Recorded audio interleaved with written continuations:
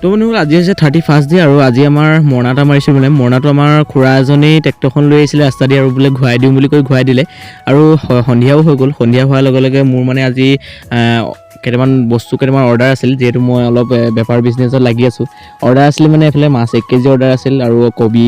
বন্ধাকবি আছিলে আপোনাৰ তাৰপিছত লোকেল কুকুৰা মই এনেদৰে কিছুমান বস্তু মই অৰ্ডাৰ দিলে মানে মই বস্তু দি থৈ আহোঁ আৰু মই আজি হোম ডেলিভাৰী দিবলৈ গৈ আছোঁ হোম ডেলিভাৰী মানে অলপ আমাৰ ইয়াৰ পৰা প্ৰায় 8 কিলোমিটাৰমান দূৰ হ'ব ইয়াৰ পৰা মই যাবলৈ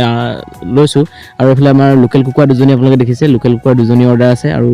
এইফালে আমাৰ মায়ে মোক মানে প্ৰত্যেক ক্ষেত্ৰত যিহেতু ছাপোৰ্ট কৰি থাকে সেইকাৰণে মোক এতিয়া বাই বাই দিছে যাবলৈ আৰু এইফালে মই যাত্ৰা আৰম্ভ কৰিছোঁ এইফালে আমাৰ বৰুৱাক লৈ ল'লোগৈ বৰুৱা হাতৰ ঘৰত সোমাই মই বৰুৱাক ল'লোঁ আৰু এনেদৰেই ডেলিভাৰী আজি দিয়া হৈ গ'ল আৰু আহি ঘৰ পালোহি ঘৰ পাই আপোনালোকে দেখিছে